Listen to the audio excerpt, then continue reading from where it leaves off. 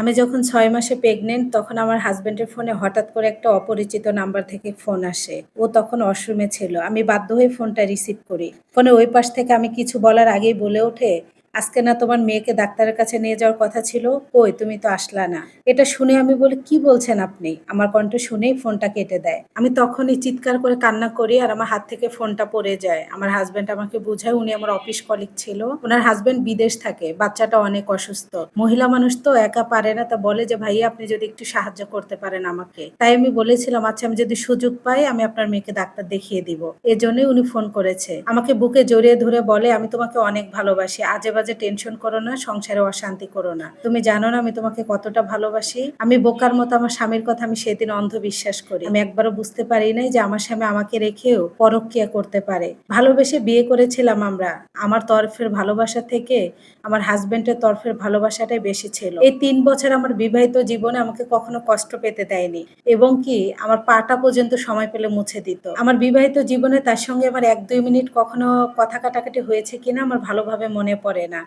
আমাকে এতটা ভালোবাসতো। আমার বাবার বাড়ির আর্থিক অবস্থা তেমন ভালো নয়। আমাকে না জানিয়ে আমার বাবার বাড়ি টাকা-পয়সা দিত। আবার আমাকে বলতো, "এই কথা খবরদার আব্বা-আম্মাকে বলবা না।" মানে আমার শ্বশুর-শাশুড়িকে।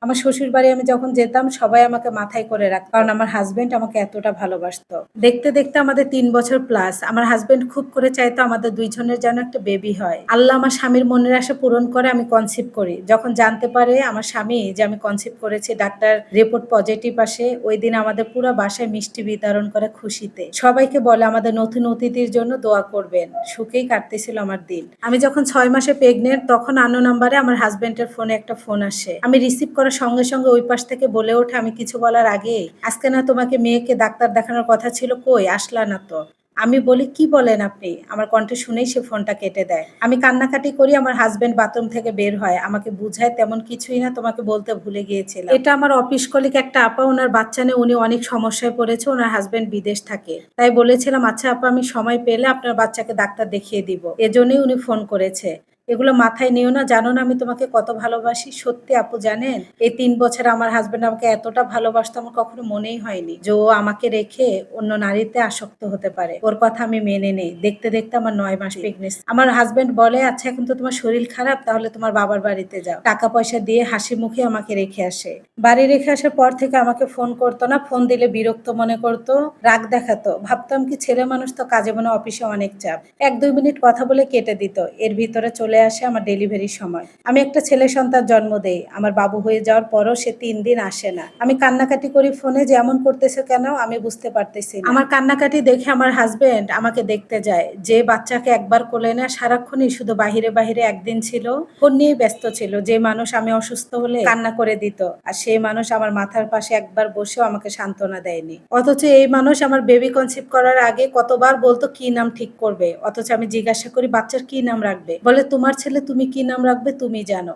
তার এরকম বিহেভিয়ার আমি নিতে পারছিলাম না। পরের দিনই সে চলে আসে, আমার কাছে আর থাকে না। সারাক্ষণ যতক্ষণ ছিল ফোন নিয়েই ব্যস্ত ছিল। ১৫ দিন পর থেকে বলে, "আমি বাসায় আসবো, আমাকে আর বেবিকে নিয়ে যাও।" অথচ ও নেয় না, বলে, "এখন তোমার সেবা যত্ন দরকার।" আমি যখন বলতাম আমার সেবা যত্ন লাগবে না আমি বাসায় যাব, তখনই বলতো আমি ব্যস্ত পরে কথা বলি। এভাবেই দেখতে, দেখতে ১.৫ মাস আমাকে বাসায় নিয়ে যায় না। একটা পর্যায়ে যখন আমি বেশি কান্নাকাটি করি, বলে, "আমার চাকরি নেই, আমি তোমাকে বাসায় আনতে পারবো না। তুমি যদি আসতে চাও তাহলে আমাদের বাড়িতে থাকতে পারো, মানে আমার শ্বশুরবাড়ি।" আমি বলি, "আচ্ছা আমাকে নিয়ে যাও।" আমাকে শ্বশুরবাড়িতে রেখে সে ঢাকায় চলে যায়, মাসে একবার আসতো। বিশ্বাস করেন আপু, শ্বশুরবাড়িতে যাওয়ার পর তাদের এত অবহেলা আর এত খারাপ ব্যবহার আমি বিয়ের ৩ বছরে কখনো দেখিনি। ছোট বাচ্চাটাকে শুয়ে রেখে টিউবওয়েল চাপা থেকে শুরু করে মাটির চুলায় রান্না বান্না সব কাজ করতাম। কেউ আমার বাচ্চাটাকেও কোলে নিত না। তখন আমি বুঝতে পারি যে যখন স্বামী অবহেলা করে তখন শ্বশুরবাড়ির মানুষও ভালোবাসে না। আমি তখনও কান্না করি যে, "তুমি আমাকে নিয়ে যাও।" আমার শ্বশুর বলে, "বউ এখানে থাকবে না, তুই নিয়ে যা। এই ঝামেলা আমি টানতে পারবো না।" আমার হাসব্যান্ড বাধ্য হয়ে আমাকে ঢাকায় আনে। ঢাকায় আনার পর থেকে শুরু হয়ে যায় আমার উপরে নির্মম অত্যাচার।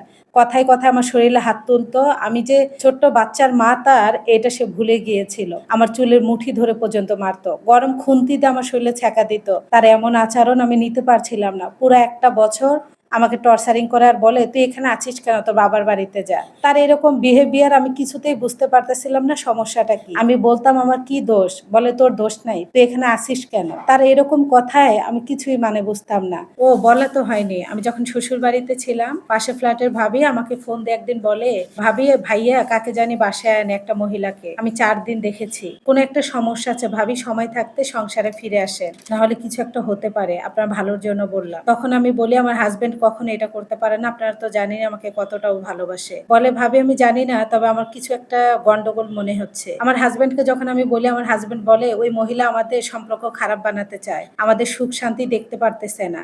তখন আমার হাজবেন্ডের এই কথা শুনে সে আমাকে আরো বোঝায়, তার কথা তখন আমি পাগলের মতো বিশ্বাস করি। তখন ওই পাশের বাসার ভাবিকে আমি ফোন করি, ইচ্ছা মতো খারাপ ব্যবহার করি আর তাকে গালিগালাজ করি, কিন্তু আমি তখন বুঝতে পারিনি ওই ভাবি ঠিকই দেখেছিল।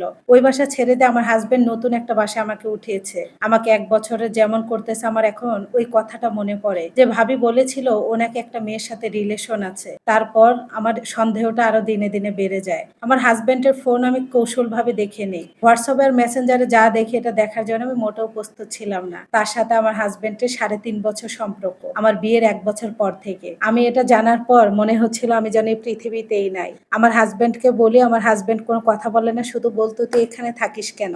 তার টর্চারিং স্বীকার করতে না পারে আমি সেখান থেকে চলে যাই। ওই মহিলাকে ফোন দিয়ে আমি অনুরোধ করি যে আপু আপনি একটা মহিলা মানুষ হয়ে কেন আপনি আমার হাজবেন্ডের সাথে সম্পর্ক করেন, জানেন উনি বিবাহিত, আমাদের একটা বাচ্চা হয়েছে, আমার সংসারটা আপনি নষ্ট করেন না। তখন ওই মহিলা আমাকে ফোনের ওই পাশ থেকে বলে, আমার দয়াতে তুমি এখনো তোমার স্বামীর সংসারে পড়ে আছো আর ওই কয়টা ভাত খাচ্ছ। আমি যদি এখনই বলি এখনই তোমার স্বামী তোমাকে ডিভোর্স দিবে। এই কথা শোনার পর আমার হাত থেকে ফোনটা পড়ে যায়, যে উনি নাকি আমাকে দয়া করতেছে। ভাবা যায়? এটা ভেবে আমি আর নিতে পারছিলাম না। এটা ভাবার পর আমি কান্নাকাটি করে আমার জ্ঞান হারিয়ে যায়। জ্ঞান ফিরে দেখি আমার বাচ্চাটা আমার পাশে, আর ও ফোন টিপতেছে রুমে, আমার পাশে এসে একটাবারও বসেনি। আমার বাবা মাকে আমি সবটা বলি, বাধ্য হয়ে 2 বছর পরে আমার বাবা এসে আমাকে নিয়ে যায়। আমি ভেবেছিলাম যখন আমি যাব আমার স্বামী মনে হয় আমাকে বাধা দিবে। আমি একটাবার ভেবেছিলাম বাধা দিক, আমাকে বলুক যেও না রুমি তুমি, কিন্তু তেমনটা হয়নি, আমাকে বাধা পর্যন্ত দেয়নি। খোঁজ খবর নিয়ে দেখি বাড়িওয়ালার সাহায্য নিয়ে ওই মহিলা 41 বছর বয়স, ওনার 3টা বাচ্চা আছে, হাজবেন্ড বিদেশ থাকে, আমার হাজবেন্ড ওর টাকা দিয়েই চলে। বাড়িওয়ালা ওনাকে দেখে ওই মহিলাকে অনেক আজে বাজে কথা বলেছে, বলার পর আমার হাজবেন্ড আমাকে আরো মারে। মায়ের না সহ্য করতে পেরে আমার বাবা আমাকে যে ওখান থেকে নিয়ে আসে, আমার বাবার বাড়িতে আছি, ওকে আমি এখনো ডিভোর্স দেইনি, তবে আমার বাচ্চাটার কোনো খোঁজ খবর নেয় না। 1 বছর পর আমার ননদ ফোন দিয়ে বলে, ভাবি তোমাদের তো একটা বাচ্চা আছে, সব ঠিক করে নাও। আমি ঠিক করতে চাইলে কি হবে, আমার হাজবেন্ড ঠিক করবে না। আর ওই জায়গাটা আমি ভুলতে পারতেছি না, আমাকে রেখে, আমি একটা 22 বছরের মেয়েকে রেখে কিভাবে আমার স্বামী 41 বছর একটা মহিলার সাথে রিলেশন করেছে। আমার বাচ্চাটার খোঁজ খবর পর্যন্ত নেয়নি, তার সাথে ডিভোর্স হয়েছে আমার 6 বছর। প্রথমে আমি বসেই ছিলাম, এখন একটা কেজি স্কুলে আমি মাস্টারি করি, কোনোভাবে 15-20 হাজার টাকা দিয়ে আমার ছেলেকে নিয়ে বাবা মার সাথে সংসার চলে যাচ্ছে। আমার ভাই নেই, আমরা 3 বোন। আর যাই হোক, এরকম প্রতারক স্বামীর সাথে সংসার করা যায় না।